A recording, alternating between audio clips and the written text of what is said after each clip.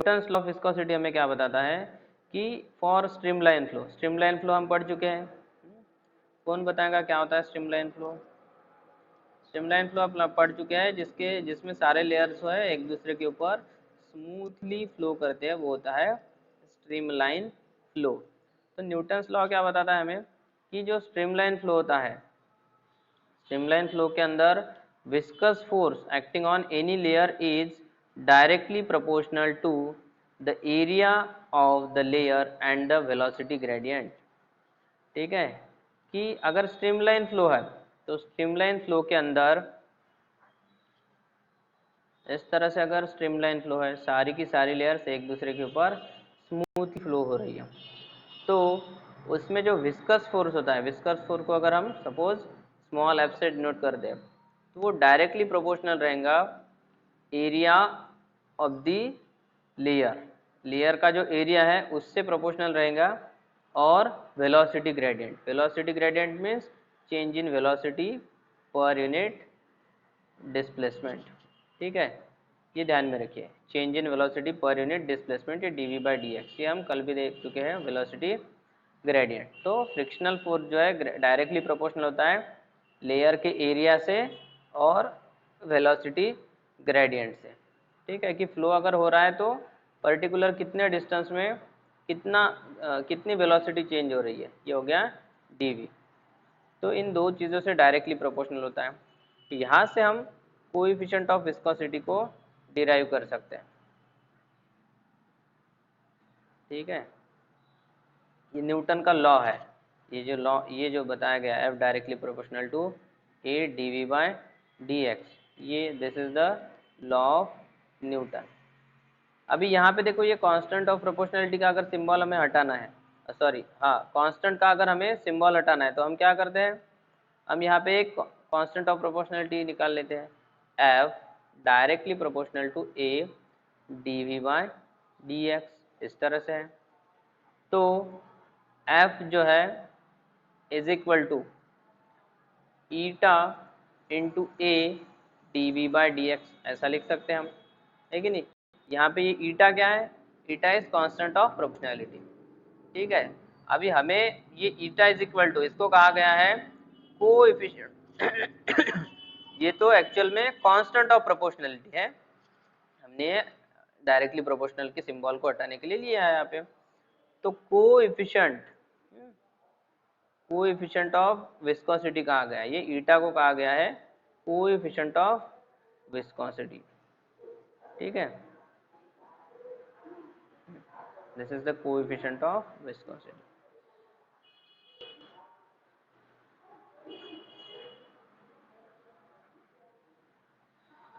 तो ये coefficient of viscosity के फॉर्मेट में अगर हम ये फॉर्मूला को रीअरेंज कर लेते हैं तो क्या बनेगा, eta is equal to F upon A D V by D X, है कि नहीं। Eta is equal to F A into D V by D X, इसी फॉर्मूला को हमने रीअरेंज कर लिया। Then what is this eta, eta is the coefficient of viscosity of the liquid, जो भी लिक्विड फ्लो हो रहा है। अभी यहाँ पे एक बात समझने जैसी है, ये इस फॉर्मूला में जो ए गिवन है एरिया, ये एरिया क्रॉस सेक्शनल एरिया नहीं है। जनरली हमने अब तक जो भी फॉर्मूले देखे उसमें हमने क्या लिया है, एरिया रिप्रेजेंट करता है क्रॉस सेक्शनल एरिया, मीन्स इसको बीच में से अगर हमने कट कर दिया तो ऊपर से जो एरिया दिखता है वो इस तरह से सर्कुलर दिखता है कि नहीं, ये क्रॉस सेक्शनल एरिया। बट यहाँ पे थोड़ा सा डिफरेंट है, यहाँ पे क्या है, ये एरिया रिप्रेजेंट कर रहा है total area of the layer, total area of the layer means इस तरह से एक लेयर है लिक्विड की, उसके ऊपर दूसरी लेयर है, उसके ऊपर तीसरी लेयर है, इस तरह से layer by layer fluid flow होता है कि नहीं। तो स्ट्रीमलाइन फ्लो में क्या होता है, स्ट्रीमलाइन फ्लो में स्मूथली फ्लो होता है। तो ये जो लेयर का एक पर्टिकुलर ये पूरा रेक्टेंगुलर है, ये एरिया हो जाएगा यहाँ पे ए इज इक्वल टू, ठीक है, ये पूरा एरिया। जनरली हम जो भी फॉर्मूला देखते हैं वहाँ पे क्या होता है, cross sectional area, A is equal to cross sectional area, but यहाँ पे ये क्रॉस सेक्शनल एरिया नहीं है, यहाँ पे इसका पूरा ये रेक्टेंगुलर एरिया आ जाएगा। ठीक है, this was coefficient of viscosity. Next है हमारे पास एक हाँ, ये कोएफिशिएंट ऑफ विस्कोसिटी का यूनिट क्या रहेगा, न्यूटन सेकंड पर मीटर स्क्वायर। अभी यहाँ पे देखो फॉर्मूला क्या डिराइव हुआ है, ईटा इज इक्वल टू, ये ईटा है, एन नहीं है, ये इस तरह से ईटा है, F upon A DV by D X. तो यहाँ से हम कोएफिशिएंट ऑफ विस्कोसिटी को डिफाइन कर सकते हैं। The coefficient of viscosity can be defined as viscous force, ये viscous force per unit area per unit velocity gradient. समझ रहा है, हमारे पास फॉर्मूला क्या था, eta is equal to F upon A DV by D X. Eta is equal to F upon A into D V by D X, इस तरह से फॉर्मूला था हमारे पास। तो हमने क्या डिराइव किया है, हमने यहाँ से डेफिनेशन निकाली है ईटा की, कोएफिशिएंट ऑफ विस्कोसिटी की डेफिनेशन क्या होंगी फिर, coefficient of viscosity eta can be defined as viscous force per unit area and per unit velocity gradient. ये हो गया एरिया और ये हो गया dv बाई डी एक्स। ठीक है, तो this is the definition of eta, coefficient of viscosity.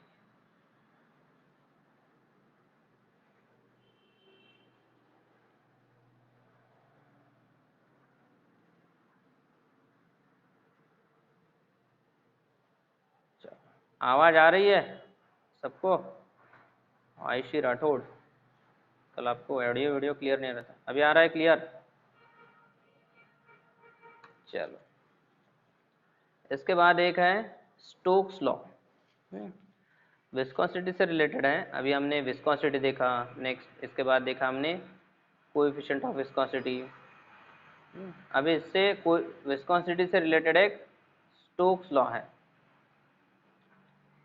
अभी देखो, कोई अगर ऑब्जेक्ट, कोई अगर स्फेरिकल ऑब्जेक्ट है, ये स्फेरिकल ऑब्जेक्ट अगर लिक्विड में फॉल हो रहा है इस तरह से किसी कंटेनर में, स्टोक्स लॉ किससे डील करता है, या स्टोक्स लॉ में किससे रिलेटेड यह है रिलेशन, ये मैं आपको बता रहा हूँ। इस तरह से कंटेनर है, कंटेनर में अगर पूरी तरह से फ्लूइड भरा है, लिक्विड भरा है इस तरह से, और उसमें अगर एक स्फीयर फेंक दिया हमने, ऊपर से एक स्फीयर ड्रॉप कर दिया, स्फेरिकल ऑब्जेक्ट एक हमने यहाँ से ड्रॉप कर दिया, तो इससे रिलेटेड स्टोक्स लॉ है। वो क्या बताता है, ये स्टोक्स लॉ क्या बताता है कि स्फीयर अगर इस तरह से हमने एक स्टेशनरी लिक्विड के अंदर ड्रॉप कर दिया, तो इसकी जो वेलोसिटी रहती है, इसकी वेलोसिटी और इसकी रेडियस, वेलोसिटी, रेडियस, ये सारे प्रोपोर्शनल होते हैं विस्कस फोर्स से। ये है हमारा स्टोक्स लॉ। देखो इस तरह से यहाँ पे फॉर्मूला है,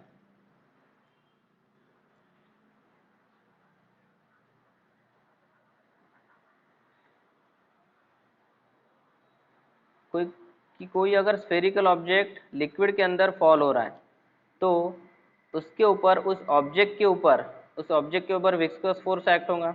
ठीक है, यहाँ पे देखो ये डायग्राम में इस तरह से अगर स्फेरिकल ऑब्जेक्ट इसके अंदर फॉल हो रहा है, तो इस लिक्विड का फ्रिक्शनल फोर्स इसके ऊपर एक्ट होने वाला है कि नहीं। उसी को क्या कहा जाता है, उसी को कहा जाता है विस्कस फोर्स, ये हमने कल देखा है। तो ये विस्कस फोर्स जो है, ये विस्कस फोर्स डायरेक्टली प्रोपोर्शनल रहेगा coefficient of viscosity of that liquid, जो लिक्विड इस कंटेनर के अंदर है, जो लिक्विड इस कंटेनर के अंदर है, उसका कोएफिशिएंट ऑफ विस्कोसिटी इससे प्रोपोर्शनल रहेगा। बाद में इस स्फेरिकल ऑब्जेक्ट की जो रेडियस है उससे भी प्रोपोर्शनल रहेगा, और ये जो स्फेरिकल ऑब्जेक्ट जिस स्पीड से हम उसमें ड्रॉप कर रहे हैं, उस स्पीड से या फिर वेलोसिटी से भी वो डायरेक्टली प्रोपोर्शनल रहने वाला है। ये क्या है, Stokes law. It states that the viscous force acting on A spherical object falling through a liquid is directly proportional to radius of the sphere, is directly proportional to radius of the sphere, its velocity through the fluid and coefficient of viscosity। तो coefficient of viscosity eta, radius of sphere r और v उसकी velocity, इन तीनों चीज़ों से ये viscous force directly proportional रहेगा। ठीक है, नेक्स्ट देखो अभी इसके बाद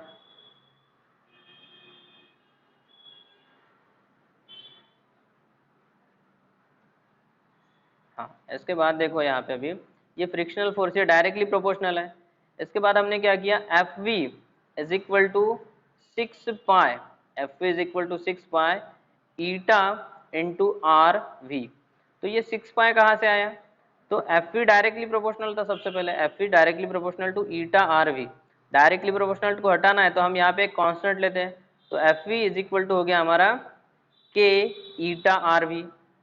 और ये के की वैल्यू आती है हमारी 6 पाई, और ये वैल्यू कहाँ से आती है, ये डेरिवेशन से नहीं आती, ये वैल्यू आती है प्रैक्टिकली एक्सपेरिमेंट करके। ठीक है, it is find empirically, it is find empirically, इस तरह से कुछ है। Empirical means by using experiment, experiment करके ऑब्जर्वेशन करके ये कांस्टेंट की वैल्यू मिलती है हमें 6 पाई। ठीक है,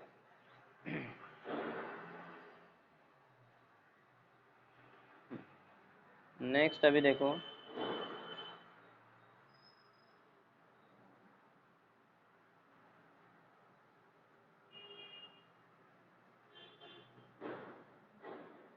हाँ, अब ये नेक्स्ट देखो यहाँ पे एफ इज डायरेक्टली प्रोपोर्शनलिटी, ये दोनों फॉर्मूले किस चीज़ के हो गए, this are the formula for Stokes law.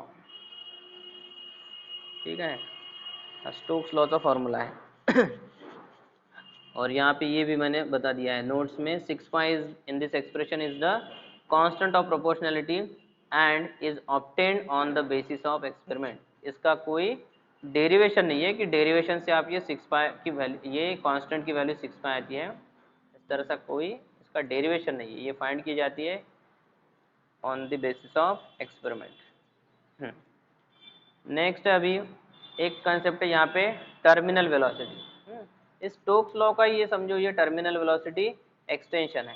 ठीक है, इसका ही आगे का पोर्शन है। अभी यहाँ पे मुझे एक बताइए आप कि कोई ऑब्जेक्ट अगर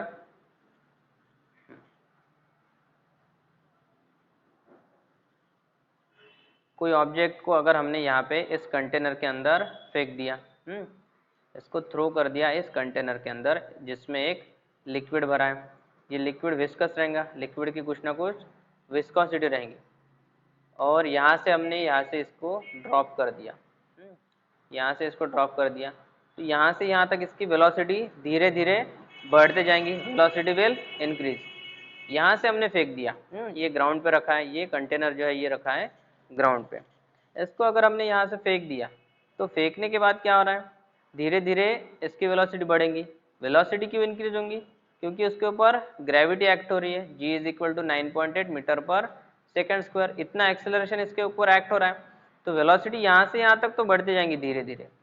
लेकिन इस लिक्विड के अंदर जब जाएगा वो, इस लिक्विड के अंदर जब वो स्फीयर जाएगा तो फिर स्टार्ट हो जाएगा इसकी वेलोसिटी कम होना, इसके बाद इसकी वेलोसिटी धीरे धीरे कम होती जाएंगी, यहाँ से फिर धीरे धीरे कम होती जाएंगी। अगर ये सपोज ये कंटेनर इस तरह से बहुत बड़ा है, ठीक है, एक बहुत बड़ा ड्रम है यहाँ पे, इस तरह से ये बहुत बड़ा ड्रम है इस तरह से, तो क्या होगा, इसकी वेलोसिटी धीरे धीरे कम होते जाएंगी, और एक पर्टिकुलर पॉइंट पे, एक किसी पर्टिकुलर पॉइंट पे क्या होगा, इसकी वेलोसिटी हो जाएंगी कांस्टेंट, कि इसके बाद इसकी वेलोसिटी ना तो बढ़ रही है ना तो घट रही है। ठीक है, देखो हमने क्या किया, यहाँ से एक स्फीयर को ड्रॉप कर दिया नीचे, और इस लिक्विड सरफेस तक उसकी वेलोसिटी धीरे धीरे बढ़ रही है, 2 मीटर पर सेकंड, 3 मीटर पर सेकंड, 4 मीटर, ऐसे धीरे धीरे बढ़ते जाएंगे। और लेकिन इस लिक्विड सरफेस के अंदर जैसे उसकी एंट्री होती है तो क्या होगा, धीरे धीरे उसकी वेलोसिटी कम होती जाएंगी। अब ये वेलोसिटी कम होने का रीज़न क्या होता है, इसके ऊपर एक नीचे से एक बाइंड फोर्स एक्ट होता है। ठीक है, BUOYANT, ये आपको अभी तक सिलेबस में हुआ नहीं है, लेकिन एक दो बार में ये बाइंड फोर्स बता चुका हूँ ऐसे ही जनरल डिस्कशन में। ठीक है, तो इसकी वेलोसिटी कम होने के दो रीज़न है।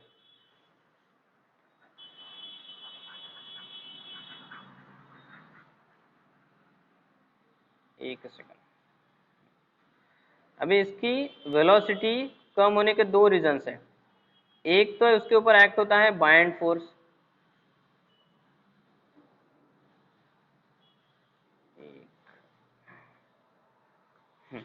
उसके ऊपर एक्ट होने वाला है बायंट फोर्स। अभी ये बायंट फोर्स क्या होता है कि आप अगर देखेंगे, आपने अगर ऑब्जर्व किया होगा कि जब आप कुएं में से पानी निकालते हैं, कुएं में से जब पानी निकालते हैं हम, तो क्या होता है, जब तक आपकी बकेट जो है वो लिक्विड के अंदर है, वो है लिक्विड के अंदर, और आप इसको ऊपर खींच रहे हैं, तो जब तक ये लिक्विड के अंदर है तो आपको फोर्स जो है वो कम अप्लाई करना पड़ता है, आपको फोर्स जो है वो कम अप्लाई करना पड़ता है। लेकिन जैसे ये बकेट लिक्विड के बाहर आ गई, लेकिन ये वाटर के बाहर आ गई, तो आपको फोर्स ज़्यादा अप्लाई करना पड़ता है। तो इसका रीज़न क्या है, ये वाटर के जो मॉलिक्यूल्स हैं, यहाँ पे इसके अंदर जो वाटर के मॉलिक्यूल्स हैं, वो एक अपवर्ड थ्रस्ट, अपवर्ड यहाँ पे थ्रस्ट इसके ऊपर एक्सर्ट करते हैं, है कि नहीं, इसको एक सपोर्ट मिलता है, नीचे इसके लिक्विड के मॉलिक्यूल होने की वजह से अपवर्ड थ्रस्ट मिलता है। तो इसी अपवर्ड थ्रस्ट को बायंट फोर्स कहा गया है, ठीक है, और इस फिनोमेना को बायंसी कहा जाता है। ये बायंट फोर्स की डेफिनेशन तो नहीं है आपके सिलेबस में, लेकिन ये टर्मिनल वेलोसिटी में बायंट फोर्स का ये हुआ है, बायंट फोर्स को कंसिडर किया गया है, इसलिए मैं आपको यहाँ पे ये बता रहा हूँ। और तो और नीचे से एक बायंट फोर्स तो एक्ट हो ही रहा है, लेकिन इस लिक्विड के अंदर, इस लिक्विड के अंदर जब ये स्फीयर जा रहा है, तो इस लिक्विड का जो विस्कस फोर्स है, लिक्विड के लेयर्स के बीच में जो विस्कस फोर्स है, वो भी उसके ऊपर एक्ट होने वाला है कि नहीं। तो इन दो फोर्सेस की वजह से क्या होता है, जब ये स्फीयरिकल ऑब्जेक्ट इस लिक्विड के अंदर जाता है, तो धीरे धीरे उसकी वेलोसिटी कम होती है, और एक पॉइंट पे जाके उसकी वेलोसिटी हो जाती है कांस्टेंट। तो इस पॉइंट पे उसकी वेलोसिटी कांस्टेंट हो गई, तो इसने जो कांस्टेंट वेलोसिटी अटेंड कर ली है, इसने जो कांस्टेंट वेलोसिटी, सपोज इसने 2 मीटर पर सेकंड ये कांस्टेंट वेलोसिटी इसने अटेंड कर ली, तो इस वेलोसिटी को कहा जाता है टर्मिनल वेलोसिटी, ठीक है, इसी वेलोसिटी को नाम दिया गया है टर्मिनल वेलोसिटी।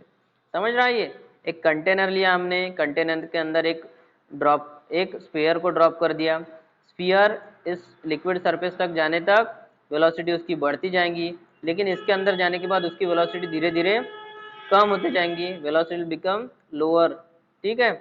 तो लेकिन एक पॉइंट पे जाके उसकी वेलोसिटी हो जाएंगी कांस्टेंट, ना तो वो कम होंगी ना तो ये ज़्यादा होंगी। तो इस कांस्टेंट वेलोसिटी को, इसी कांस्टेंट वेलोसिटी को कहा गया है टर्मिनल वेलोसिटी, ठीक है, इसे को कहा गया है टर्मिनल वेलोसिटी। अभी इस टर्मिनल वेलोसिटी का डेरिवेशन है, एक छोटा सा डेरिवेशन है, वो देख लेंगे हम।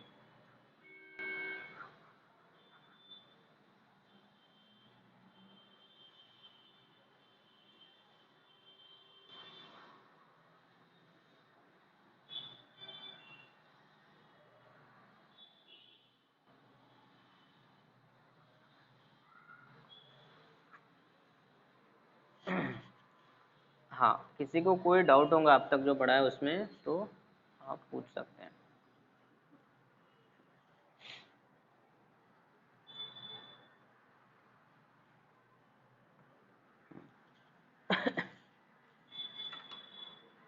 अभी देखेंगे हम ये टर्मिनल वेलोसिटी का, हाँ, टर्मिनल वेलोसिटी का डेरिवेशन देखेंगे।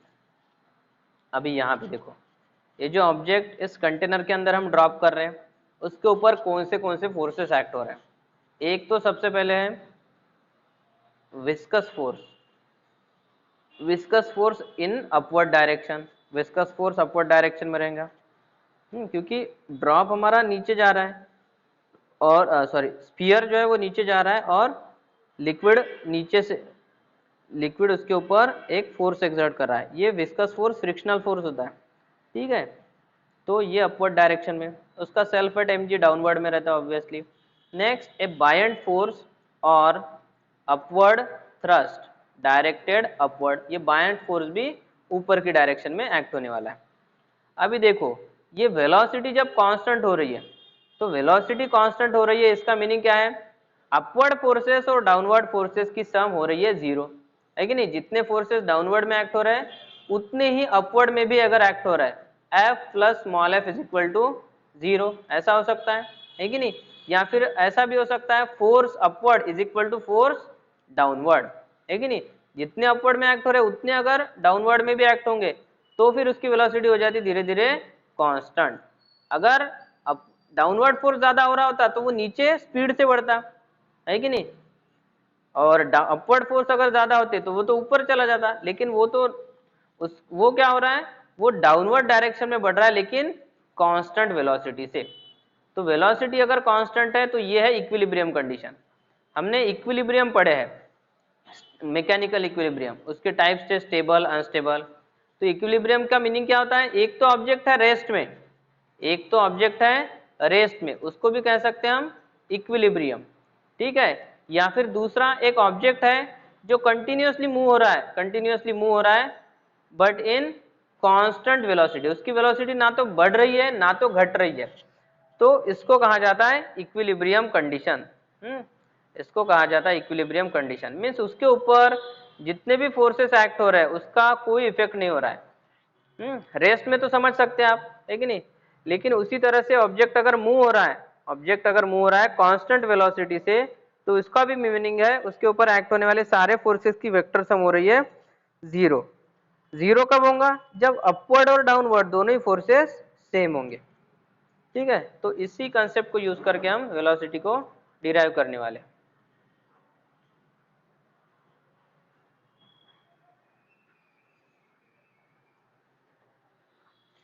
हाँ, अभी यहाँ पे देखिए, total downward force is equal to total upward thrust. तो वेट ऑफ स्फीयर डाउनवर्ड में कौन सा हो रहा है, वेट ऑफ स्फीयर। और अपवर्ड में एक तो विस्कस फोर्स एक्ट हो रहा है और दूसरा buoyant force due to medium, ठीक है। अभी यहाँ पे देखिए, ये mg को इस तरह से लिखा है 4/3 pi R cube rho G, 4/3 pi R cube rho G. ये क्यों लिखा है यहाँ पे, ये देखो ये फॉर्मूला बना हुआ, ये फॉर्मूला है mg, ठीक है। तो ये g तो समझ में आ गया, ये m इज इक्वल टू ये कैसे क्या लिखा है, देखो m इज इक्वल टू यहाँ आ गया हमारा डेंसिटी से। डेंसिटी इज इक्वल टू क्या होता है, मास अपॉन वॉल्यूम, ठीक है। अगर हमें मास निकालना है तो वॉल्यूम को इस साइड में ले लेंगे, वॉल्यूम के ले लिया इस साइड में, तो volume into rho is equal to मिल गया हमें mass, volume into density is equal to मिल गया हमें मास। तो वॉल्यूम, स्फीयर का वॉल्यूम क्या होता है 4/3 पाई आर क्यूब, तो इसलिए वॉल्यूम की जगह पे हमने क्या लिख लिया 4/3 pi R cube into rho, है कि नहीं। वॉल्यूम की जगह पे हमने लिख लिया 4/3 पाई आर क्यूब। तो ये हो गया volume, volume volume into density is equal to मिल गया हमें मास, और ये जी एज इट इज। समझ रहा है ये mg को हमने 4/3 पाई आर क्यूब रो जी किस तरह से लिखा है ये समझ रहा है क्या, मास इंटू वॉल्यूम। अरे सांगत चला, समजलं नाही समजलं, नहीं समजलं, बर बघा। देखो हमारे पास क्या है, डेंसिटी, डेंसिटी का फॉर्मूला है, ये डेंसिटी का फॉर्मूला। डेंसिटी म्हणजे घनता याची, डेंसिटी इज इक्वल टू होता है फॉर्मूला मास अपॉन वॉल्यूम। तो डेंसिटी को डिनोट करते हैं रो से, रो इज इक्वल टू हो गया हमारा m/v। अभी हम इस फॉर्मूला को कन्वर्ट कर सकते हैं m is equal to rho into V, ये v को इस साइड में ले लिया, ठीक है। तो m इज इक्वल टू देखो हमारा क्या हो गया rho into V, rho into V. तो वॉल्यूम ऑफ स्फीयर, ये ऑब्जेक्ट हमारा किस तरह से है, ये स्फेरिकल ऑब्जेक्ट है कि नहीं। तो इसका वॉल्यूम, मास हम किस चीज़ का निकाल रहे हैं, मास उस स्फेरिकल ऑब्जेक्ट का निकाल रहे हैं। तो इसका वॉल्यूम क्या होता है, वॉल्यूम होता है इसका स्फीयर का 4/3 पाई आर क्यूब, ठीक है। तो यही लिखा है हमने 4/3 पाई आर क्यूब रो, है कि नहीं, मास के लिए। और हम निकाल रहे थे m इंटू जी, तो इसके साथ g लगा लिया हमने, तो 4/3 pi R cube rho into जी, ये किसकी वैल्यू हो गई mg की वैल्यू। समझ रहा है अभी, हाँ चलो। हाँ आणखी एक, चलो हा, नोट्सचं मी तुम्हाला सांगितलं होतं, नोट्सचं म्हटलं होतं उद्या डिस्कस करू आपण, ठीक आहे. काल बॅटरी लो असल्यामुळे ठीक आहे डिस्कशन राहिलं होतं. तर बघा नोट्सचे दोन ऑप्शन आहेत. एक तर मी आता प्रयत्न करतो आपलं जे ॲप आहे, आता बघा नोट्स, प्रिंटेड नोट्स ज्या आपल्या चालू आहेत म्हणजे प्रिंटेड नोट्स, त्या प्रिंटेड नोट ज्याच्याकडे दिल्या होता त्याला झालेला आहे कोविड. आता 8-10 दिवस झाले तो रिकवर पण होत आहे, परंतु आपण कसं त्याला त्याची तब्येत नाही चांगली तर गडबड नाही करू शकत आपण, आहे की नाही. तर तो देतो म्हणाला करून या वीकमध्ये, पण सांगता नाही येत, त्याची तब्येत कमी जास्त होत राहते. तर त्याच्यामुळे आता माझ्याकडे या ज्या नोट्स है या ये जो नोट्स मैंने यहाँ पे शेयर की है वो मेरी हैंड रिटन नोट्स है, ठीक है. उस पे से हम प्रिंटेड नोट्स कर रहे हैं, उस पे से हम कर रहे हैं प्रिंटेड नोट्स. तो बस इसमें प्रॉब्लम क्या है, ये नोट्स लास्ट ईयर आई थी. तो लास्ट ईयर था हमारा न्यू सिलेबस, और न्यू सिलेबस में क्या था, कुछ पोर्शन कोविड-19 की वजह से डिलीटेड था.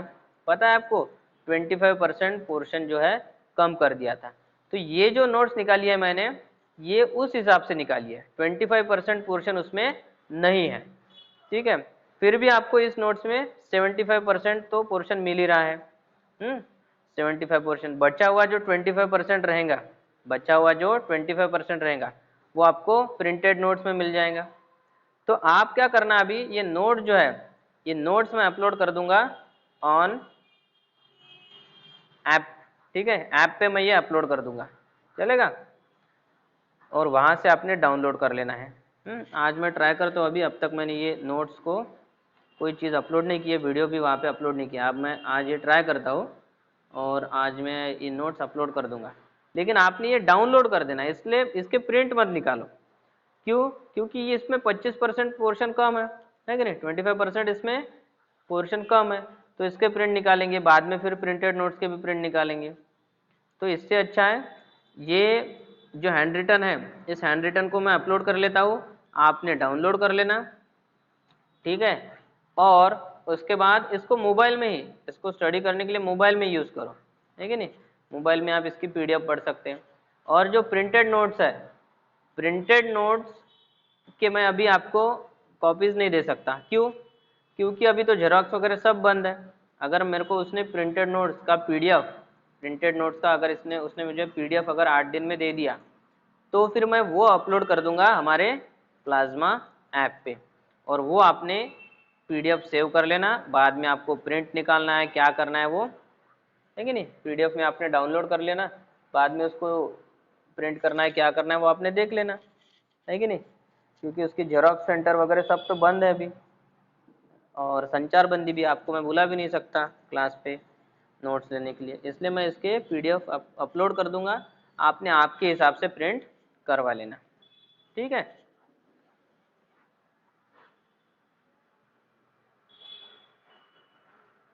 चलो, कळलं सगळ्यांना मी काय सांगितलं ते.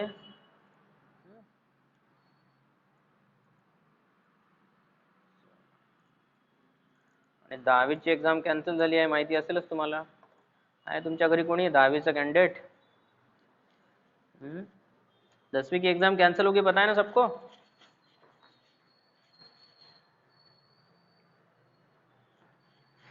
और आप तो प्रमोट हो ही गए हैं 11 से डायरेक्ट 12th में, आपको एग्जाम देने की जरूरत नहीं है, गए आप 12th में. चला ठीक आहे.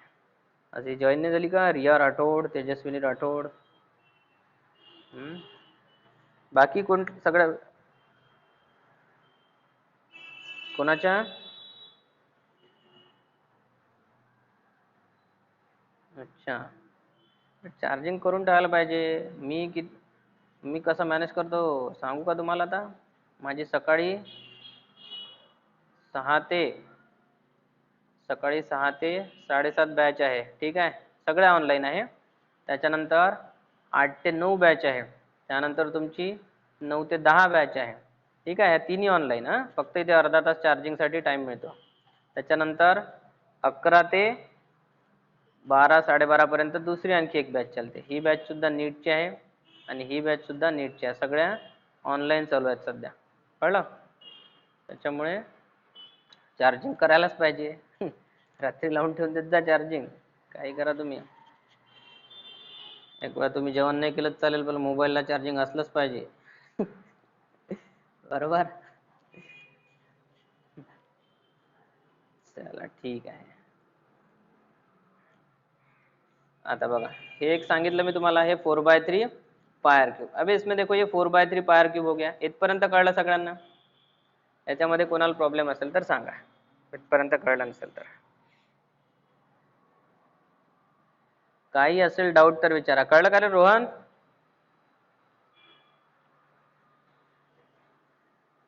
चला ठीक आहे. तो ये हो गया. बाकी सगळ्यांनी कोणाला कळलं नसेल तर विचारा. अब इसके बाद देखो, टोटल डाउनवर्ड फोर्स, ये हो गया एक total downward force, wait of sphere. उसके बाद टोटल अपवर्ड, ऊपर में कौन से फोर्स एक्ट हो रहे हैं? एक तो बायंड फोर्स एक्ट हो रहा है और दूसरा विस्कस फोर्स. तो विस्कस फोर्स का हमने डेरिवेशन किया, इसके पहले किया है ना, 6 pi eta RV, this was the viscous force.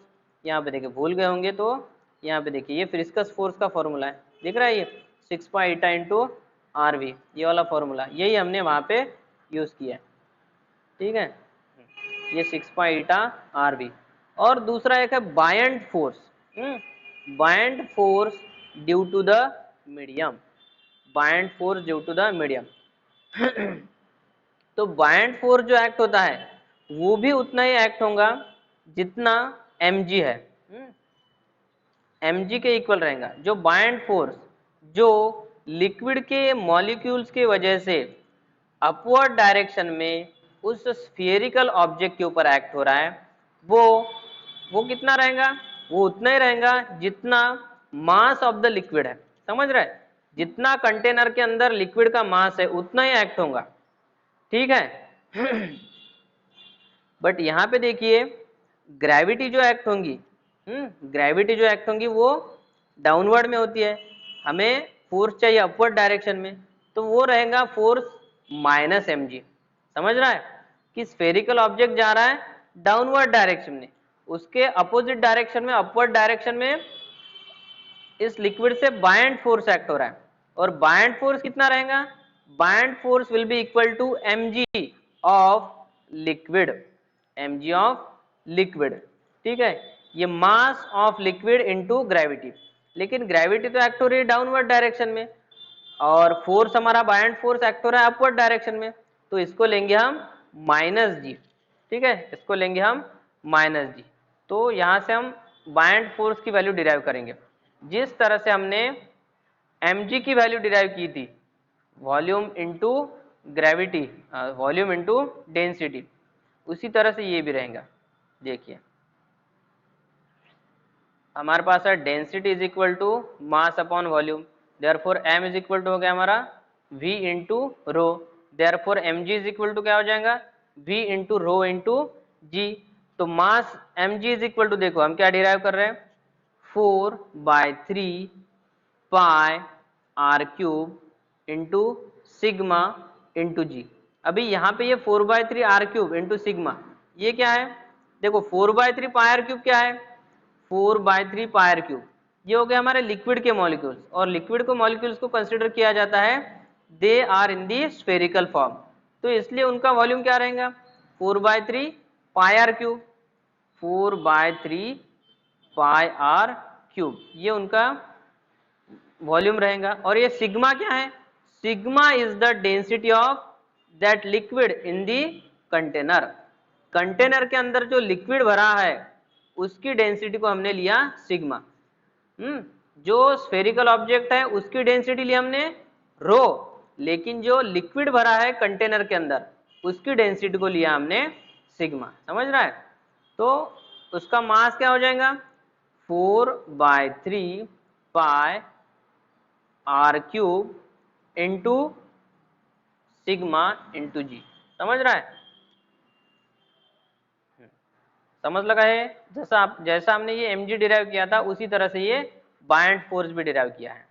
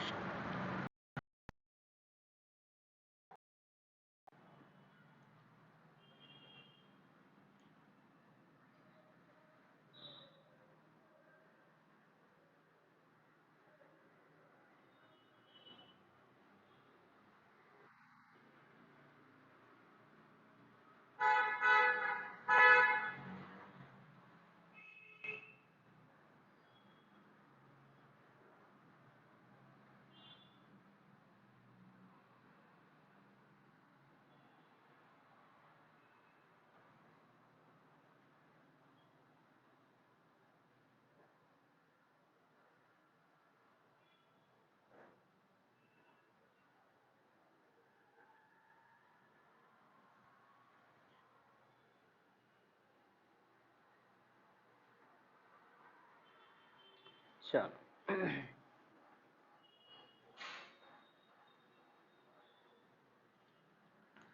हाँ ठीक है, ये वैल्यू, ये जो वैल्यू है ये किस तरह से आई ये समझ गया, 4/3 pi R cube sigma into G, समझ गया ये? हे नसेल कळलं तर विचारा, परत सांगतो मी, बस एवढ्यापर्यंत समजणे आहे, त्याच्यानंतरचं तर एवढं इझी आहे, तुम्ही सॉल्व करू शकता। ये वैल्यू किस तरह से आ रही है, ये वैल्यू किस तरह से आ रही है, और ये तीसरी वैल्यू, ये तीनों वैल्यू अगर आपको समझ गई होंगी तो फिर आगे का सॉल्व करना तो बिल्कुल इजी है। हाँ ही मधली वैल्यू का, बघा इथे काय लिहिलं आहे, this is the value of viscous force, this is the value of viscous force, और ये विस्कस फोर्स को हमने इसके पहले ही डिराइव कर लिया है। यहाँ पे देखिए विस्कस फोर्स बताया था मैंने, it is the Newton's law of viscosity, है कि नहीं? न्यूटन के लॉ के अकॉर्डिंग क्या होता है, विस्कस फोर्स जो होता है वो डायरेक्टली प्रोपोर्शनल होता है coefficient of viscosity, radius of the object, और वेलोसिटी ऑफ द, ये स्टोक्स लॉ है, सॉरी न्यूटन्स लॉ नहीं, ये स्टोक्स लॉ है, and velocity of the object through the liquid, ये r इज इक्वल टू है उस स्फेरिकल ऑब्जेक्ट की रेडियस, ठीक है, ईटा इज इक्वल टू हो गया इसका कोएफिशिएंट ऑफ विस्कोसिटी, और v is equal to velocity, जब इसको हम ड्रॉप कर रहे हैं इस कंटेनर के अंदर तो उसकी वेलोसिटी, तो यहाँ से आया बेटा, ठीक है।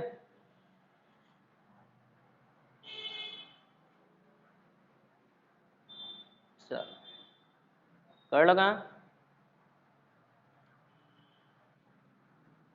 चला ओके, तर नेक्स्ट बघा,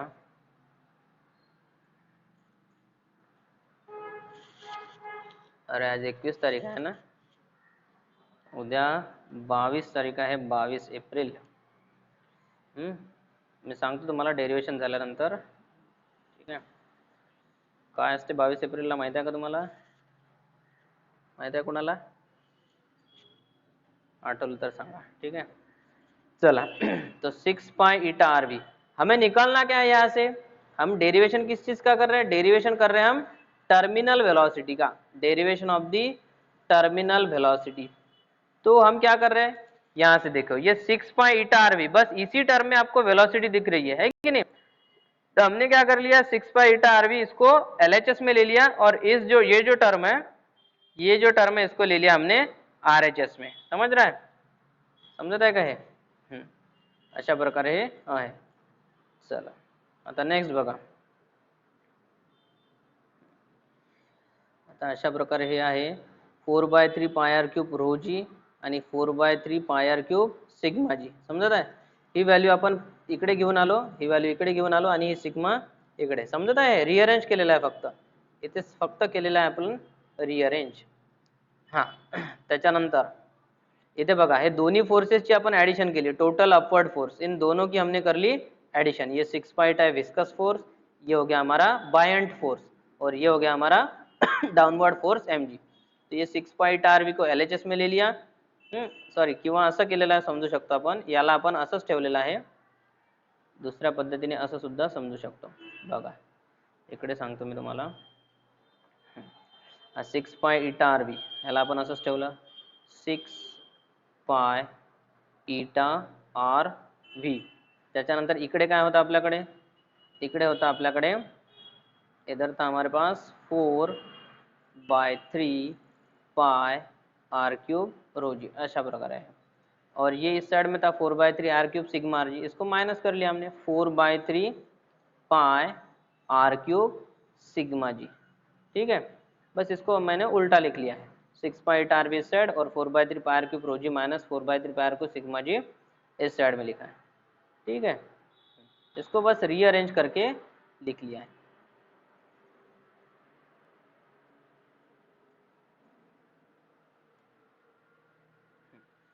तो देखो हमें v वेलोसिटी डिराइव करना है, यहाँ पे सबसे पहले देखो क्या किया है, 4/3 pi R cube rho G minus 4/3 pi R cube sigma G, अभी इसमें देखो ये 4/3 पाई आर क्यूब ये, और यहाँ पे 4/3 पाई आर क्यूब ये कॉमन है, इसको हमने कॉमन निकाल लिया, तो बचा क्या यहाँ पे, और ये g भी है, ये g दिख रहा है, ये भी, इसको भी कॉमन निकाल लिया, 4/3 पाई आर क्यूब रो जी, इसको कॉमन निकाल लिया, अंदर क्या बचता है फिर, यहाँ पे बचेगा सिग्मा, है कि नहीं, यहाँ पे दिख रहा है सिग्मा बचा सिर्फ, सॉरी रो बचा यहाँ पे, और यहाँ पे बचा सिग्मा। यहाँ पे इस साइड में बचा यहाँ पे रो, और इस साइड में बचा सिग्मा, तो इसको एक ब्रैकेट में ले लिया हमने, रो माइनस सिग्मा, और वो ये 4/3 pi R cube rho G as it is. ठीक है, हाँ अब इसके बाद हमें डिराइव करना है v इज इक्वल टू, तो v इज इक्वल टू करना है तो यहाँ पे वेलोसिटी को एज इट इज रखेंगे, बाकी ये सारी तीन वैल्यूज दिख रही है, तीन चार value 6 pi eta R V, 6 pi eta R, ओ v को एज इट इज रखा, और ये 6 पाई ईटा आर को हमने इस साइड में ले लिया डिवीजन में, 6 पाई ईटा इंटू आर, बाकी देखो ये 4/3 as it is, pi as it is, R cube, G as it is, और sigma into rho as it is. बस इस साइड में ये जो तीन चार वैल्यूज थी उसको हमने इस साइड में ले लिया, क्यों, हमें वेलोसिटी डिराइव करनी है। अभी यहाँ पे देखो नेक्स्ट स्टेप में देखो, यहाँ पे v इज इक्वल टू हमें क्या मिल रहा है, v इज इक्वल टू 4/3, और यहाँ पे क्या है, यहाँ पे 1/6 है, तो 4/3 और इंटू 1/6, और उसके बाद है हमारे पास, बघा यार इकडे सॉल्व करूंगा, जागेचा प्रश्न आहे आपल्याकडे, हे व्हाईट बोर्ड जे आहे छोटंसं आहे, आपलं जे हे स्लाइड स्क्रीन जी आहे ती छोटीशी आहे, त्याच्यामुळे बघा देखो v इज इक्वल टू लिखा हमने 4/3 pi R cube into G into rho minus sigma, ठीक है, इंटू 6 सॉरी 1 आहे, इंटू 1/6 1/6 पाय आर ईटा, अशा प्रकारे है 6 पाई आर ईटा, इस तरह से। अभी यहाँ पे देखो कैंसिल क्या क्या हो सकता है, यहाँ पे ये पाई, यहाँ पे ये पाई और ये वाला पाई कैंसिल हो गया, ठीक है। इसके बाद देखो ये आर क्यूब है, तो ये वाला इसमें से एक आर और इसमें से एक आर कैंसिल हो जाएगा, ठीक है। और ये यहाँ पे देखो 2 से अगर डिवाइड करेंगे तो यहाँ पे 2 बचेगा, और यहाँ पे क्या बचेगा 3, तो नेक्स्ट स्टेप में हमें क्या मिल रहा है, v is equal to, next step में हमें मिल रहा है v is equal to 2/3, red colour ही अच्छा है ना, रेड कलर से डायरेक्ट क्लियर दिखता है। तो यहाँ पे देखो 2/3, ये पाई तो कैंसिल हो गया था, है कि नहीं, पाई हो गया कैंसिल, यहाँ पे क्या बच रहा है आर स्क्वायर, ये जी बच रहा है R square G, into rho minus sigma, और यहाँ पे देखो ये सी, यहाँ पे इसको हमने 6 को कैंसिल किया तो यहाँ पे 3 बच रहा था, है कि नहीं, तो यहाँ पे ये 3 बच रहा था, इसको हम लिख लेंगे 1/3 इंटू ईटा, तो ये 3 और ये वाला 3, इसको अगर हम मल्टीप्लाई कर देते तो v इज इक्वल टू मिल रहा है हमें 2/9, ये 3 और ये 3 को कर दिया मल्टीप्लाई, तो ये हो गया 2/9 into R square into G into rho minus sigma upon eta, समझ रहा है। ये 2/3 को लिखा हमने, 2/3 इंटू 3 इसको लिखा 2/9, ये R square as it is, ये R square as it is, उसके बाद ये जी भी एज इट इज, ये रो माइनस सिग्मा भी एज इट इज, और ये 3 इंटू ईटा, 3 को हमने मल्टीप्लाई कर लिया था, ये ईटा एज इट इज, तो ये हमारा लास्ट का इक्वेशन है, terminal velocity v is equal to 2/9 R square G into sigma minus rho. अभी इसमें कोई डाउट होगा तो पूछो, इसमें भी कोई डाउट होगा तो पूछ सकते हैं,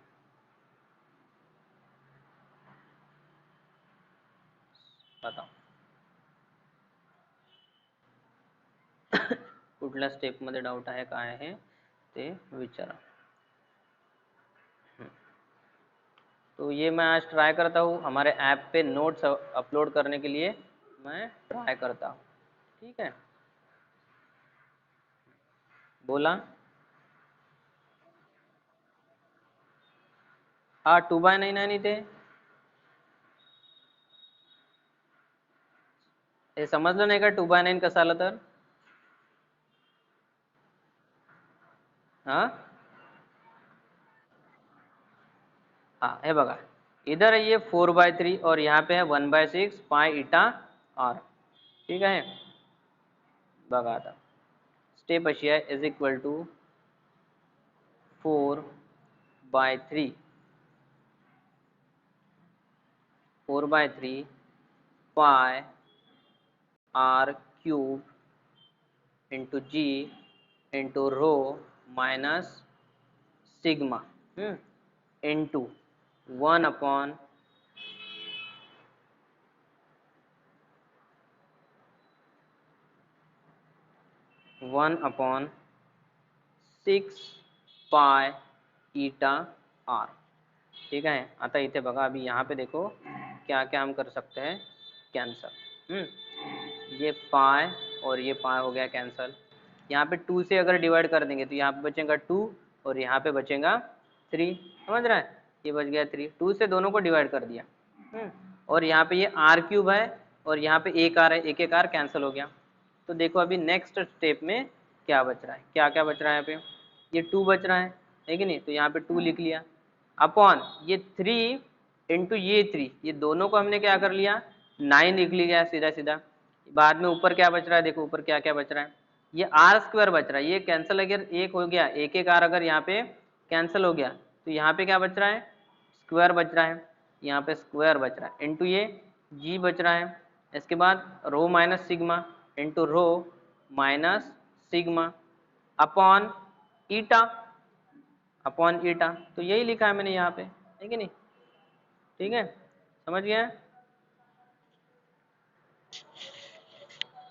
समझ लगा, कळलं का। हाँ चला ठीक आहे। आता बघा,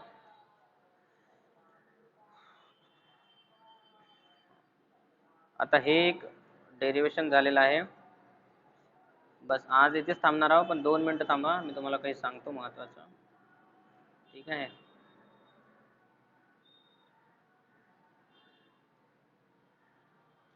बाकी लोक जे जॉईन नाही होतात त्यांना सांगा, त्यांचं नुकसान आहे, दुसरं काही नाही आहे की नाही। बरेचसे लोक जॉईन नाही होत आहे बॉईज मध्ये पण। ठीक आहे, सांगा त्यांना। आता आणखी एक गोष्ट, हां हा तोच फॉर्मूला है, फक्त हे नोटेशंस व्यवस्थित लिहिलेला आहे। ठीक है, हाच यही फॉर्मूला है, इसके नोटेशंस बताए आर रो सिग्मा ईटा क्या क्या है, radius of sphere, density of medium, coefficient of viscosity, और ये बाइंड फोर्स की डेफिनेशन है जो मैंने बताया, उसी को इंग्लिश में ये लिखा है जो मैंने बताया। Bind force, it is an upward force exerted by fluid that opposes the weight of A partially और फुल्ली इमर्स्ड ऑब्जेक्ट। ठीक है, और अभी देखो नोट्स का तो मैंने बता दिया आपको, एक तो अपलोड करने का मैं ट्राय करता हूँ। हां, आणि दुसरा आणखी एक प्रयत्न करणार मी व्हिडिओ बनवून अपलोड करण्याचा ॲपवरती। ते व्हिडिओ बनवायला काही वेळच नाही मिळून राहिला मला। ठीक आहे, तर हे एक आहे। आणि दुसरी एक गोष्ट म्हणजे हां, उद्या आहे 22 एप्रिल।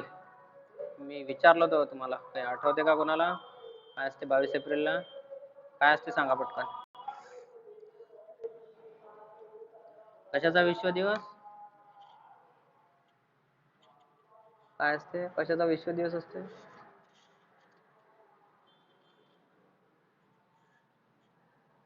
हा, ऐका, आवाज नाही येत बरोबर तुझा हर्षा, अटकत आहे। हा, मला आवाज व्यवस्थित येत नाही। हा, कशाचा बर्थडे आहे मग, अर्थ डे। अच्छा, अर्थ डे असते का उद्या, मला माहित नाही बरं। बरं, अर्थ डेचं आपल्याला काही घेणं देणं नाही। ठीक आहे, आपल्या प्लाझ्माचा ॲनिव्हर्सरी असते उद्या।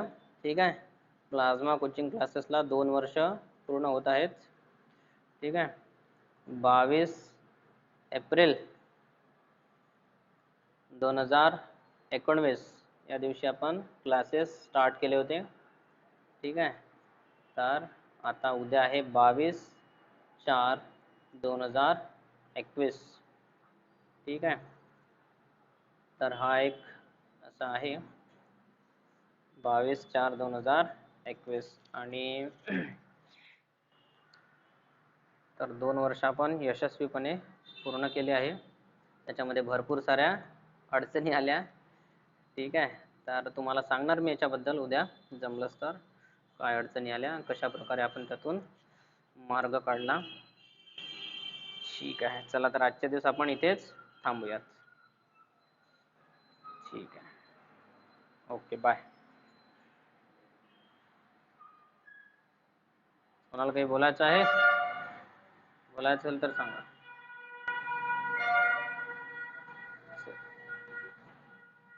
हो हो हो, घेऊन घेऊ आपण शनिवारी लॉगबुक घेऊन घेऊ. ठीक आहे.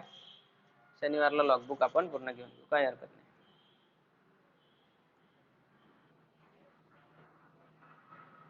हा बघू, आपण शनिवारी जर सुट्टी देणार असलो मी तर शुक्रवारी घेऊन टाकू. शुक्रवारी घेऊ किंवा मग शनिवारी घेऊ. शनिवारी जर सुट्टी नसली तर शनिवारी घेऊ लॉगबुक, आणि जर शनिवारी सुट्टी असली तर शुक्रवारी घेऊ. तर तुम्ही अटेंड करा रेग्युलर शुक्रवारी किंवा शनिवारी. काय आयुषी, शुक्रवारी घेऊ आपण जमलंच तर. शनिवारी एक दिवस सुट्टी द्यावं लागते, आहे की नाही? बाकी पण काही कामं असतात. आणि आता तर कसं आहे माहिती आहे का, आता क्लासेस आपले चालू आहे सकाळी. माझे सकाळी 6 पासून तर कंटिन्यू 12 साडेबारा पर्यंत क्लासेस आहेत. ठीक आहे. आणि याच वेळेत राहते सकाळी 7 ते 11च फक्त मार्केट उघडं आहे. तर मला मार्केटमध्ये काही घ्यायचं असलं तर काही चान्सच नाही, आहे की नाही? तर बघू आपण, मी तेच विचार करताय, एकतर शनिवारी जर पूर्ण लॉकडाऊन असलं, टोटल लॉकडाऊन जर असलं, तर मग आपल्याला शुक्रवारी वगैरे सुट्टी द्यावं लागेल. तर मी सांगतो तुम्हाला उद्या वगैरे हे थोडंसं चर्चा करून. चला ओके बाय.